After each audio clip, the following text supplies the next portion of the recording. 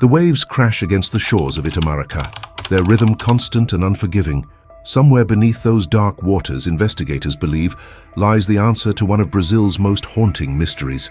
But in the absence of physical evidence, can justice truly be served? This is the story of Taciana Barbosa, a pregnant woman who vanished on Mother's Day, and the legal battle that would test the limits of the justice system itself.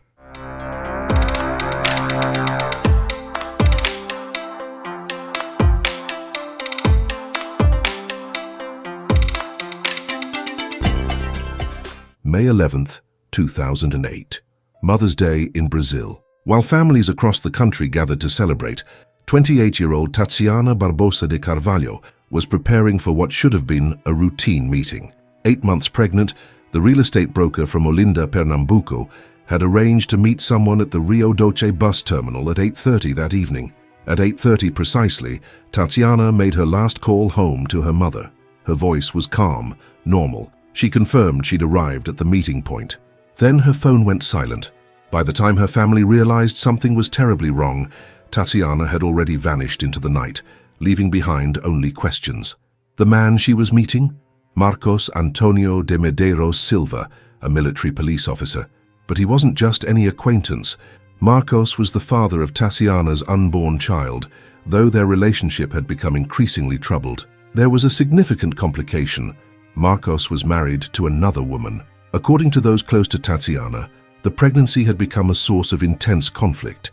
Marcos had allegedly questioned whether the child was his, despite evidence to the contrary. Friends and family would later testify that he had even suggested termination, a suggestion Taciana firmly rejected. As her due date approached, tensions between them had reportedly escalated. Some witnesses claimed he had made threatening statements, though the exact nature of these threats would become a matter of heated legal debate. When Taciana failed to return home that night, her family immediately sensed something was wrong. This wasn't like her. She was responsible, especially now with the baby coming so soon. They contacted authorities, and an investigation began. Investigators quickly focused on Marcos. His story raised immediate red flags. He claimed he had been at a pizzeria with friends that evening, nowhere near the bus terminal where Taciana was last seen. But as detectives dug deeper, his alibi began to crumble like sand. Then came the breakthrough testimony. 2 fishermen came forward with a disturbing account. They reported that Marcos had approached them, asking about the deepest parts of the ocean near Itamaracá. According to their statements, he had asked them to help dispose of what he described as a religious offering in the sea. The timing of this request, just days after Taciana's disappearance. The fishermen's testimony painted a chilling picture. They described helping Marcos transport something heavy to a boat and traveling to a remote location in the waters off Itamaracá. What they were told was a spiritual offering. Investigators believed may have been something far more sinister. Physical evidence began to emerge. Taciana's cell phone was recovered, but in a bizarre twist it was found in Marcos's possession. Even stranger, the SIM card had been replaced with his own. Why would someone switch out the SIM card from a missing person's phone? As investigators pressed harder, Marcos's carefully constructed alibi fell apart. The friends who had initially confirmed his pizzeria story began to recant. Under questioning, they admitted something shocking. They had lied. According to their new statements, Marcos had pressured them into providing false testimony. Documents were discovered that appeared to contain instructions for these witnesses, detailing what they should say to police. The case against Marcos was building, but there was one massive problem. Without Taciana's remains, prosecutors faced an uphill battle. How do you prove someone committed a capital offense when you can't prove the victim is actually deceased? The Taciana Barbosa case forced Brazilian courts to confront a fundamental question in criminal law. Can you convict someone of taking a life when there's no body to prove death occurred? This wasn't a new dilemma. Throughout legal history, the requirement for physical evidence has been both a protection against wrongful conviction and, at times, an obstacle to justice. The Brazilian legal code itself reflects this tension. Article 158 of the Criminal Procedure Code states that when physical evidence exists, forensic examination is indispensable. But Article 167 provides a crucial exception. When physical evidence has disappeared, testimonial evidence can substitute, provided it's sufficiently corroborated. History had shown the dangers of getting this wrong. Brazil's legal community still remembered the cautionary tale of Joaquim and Sebastião Naves, two men accused of taking a life when no body was found. Under intense pressure and alleged mistreatment, they confessed. They were convicted. Years later, the supposed victim turned up alive. The case became a landmark example of why the justice system must tread carefully in such circumstances. There was another precedent closer to Taciana's case. In 1961, socialite Dana de Tefe disappeared during a trip with her attorney, Leopoldo Heitor. He provided contradictory accounts of what happened and was later discovered using power of attorney to access her assets. He was initially convicted of ending her life without a body, then later acquitted on appeal. Her remains were never found. These cases illustrated the razor's edge prosecutors walk in no-body cases. Convict an innocent person, and the consequences are irreversible. Fail to convict the guilty due to missing evidence, and justice is denied. But by 2014, when Marcos finally faced trial, legal attitudes were shifting. Courts internationally had begun recognizing that demanding a body in every case could create a perverse incentive for criminals. If destroying all physical evidence guaranteed freedom, what message did that send? December 2014. 6 years after Taciana vanished, her case finally came before Judge Maria Segunda Gomes de Lima in Olinda. The courtroom was packed with family members, journalists, and curious observers. Everyone understood the stakes. This trial would set important precedents for how Brazilian courts handle cases without bodies. The prosecution built their case methodically, piece by piece. They presented the fisherman's testimony about Marcos's suspicious requests regarding deep ocean locations. They showed the jury the recovered cell phone with the switched SIM card. They demonstrated how his alibi had collapsed, supported by witnesses who admitted to lying under pressure. They introduced evidence of documents coaching witnesses on what to say. Perhaps most powerfully, they established motive. Prosecutors argued that Taciana's pregnancy represented an existential threat to Marcos's marriage and reputation. The baby would require financial support. More damaging, the child's existence would expose his infidelity. According to the prosecution's theory, Marcos saw ending the situation as his only way out. Taciana's mother took the stand, the only family witness called to testify.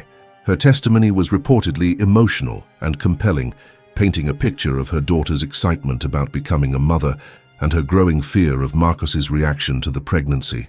The defense fought back hard. They argued that without a body, the state couldn't meet its burden of proof. Maybe Taciana had run away. Maybe she'd started a new life elsewhere. Without remains, without definitive proof of death, how could the court be certain a crime had even occurred? They characterized the prosecution's case as circumstantial, built on assumptions and speculation rather than hard evidence. They also attacked the severity of the charges. Even if something had happened to Taciana, they argued, the prosecution was overreaching by stacking multiple charges, each carrying significant prison time. Judge Lima faced a difficult decision. On one side, the weight of circumstantial evidence pointing to Marcos's guilt. On the other, the absence of the one piece of evidence that traditionally anchored such cases, the victim's body. When the verdict came, it sent shockwaves through Brazil's legal community. Marcos Antonio de Medeiros Silva was found guilty, but it wasn't a simple conviction. Judge Lima handed down an extraordinary sentence, 37 years in a maximum security facility. The charges were extensive. The court found him guilty of taking a life with 3 aggravating factors, carrying 19 years. Additionally, he was convicted of illegal restraint, 3 years, theft with aggravating circumstances, 4 years, ending a pregnancy without consent, 7 years, concealing human remains, 2 years, and finally, witness intimidation, 2 years.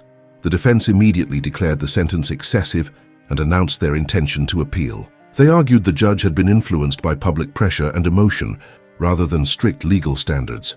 Marcos was initially held in Igaraçu prison before being transferred to Barreto Campelo Penitentiary in Itamaracá, ironically close to where investigators believed he had disposed of Taciana's remains. Even with Marcos behind bars, one question remained: where is Taciana? Authorities never stopped searching. The fire department conducted extensive underwater searches around Itamaracá. Divers explored the areas the fishermen had identified. Advanced sonar equipment scanned the ocean floor. Every effort was made to bring Taciana home to her family. In 2011, 3 years after her disappearance, there was a moment of hope. a diver reported finding what appeared to be human remains in the area of interest. The family waited anxiously for confirmation, but subsequent searches turned up nothing. Whatever the diver had seen disappeared back into the depths. Just another false lead in a case full of them. The ocean, it seemed, would keep its secrets.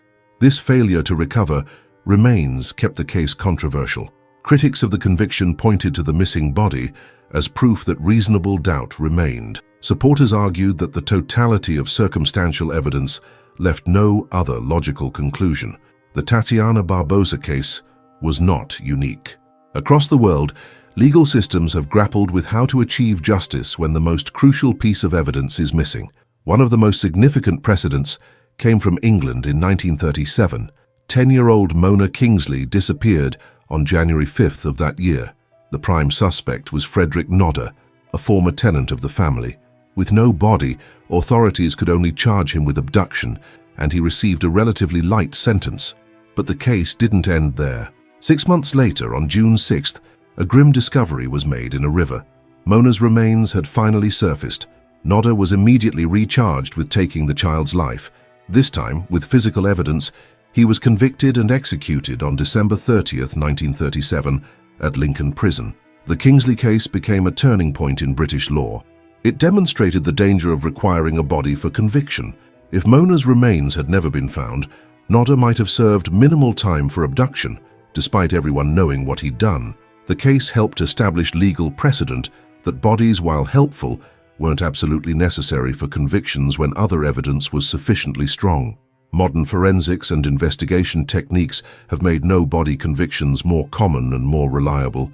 Cell phone records, financial transactions, surveillance footage, and DNA evidence can now paint comprehensive pictures of crimes without traditional physical evidence. The legal system has evolved to recognize these realities. Today, Marcos Antonio de Medeiros Silva remains incarcerated, his appeals working through Brazil's court system.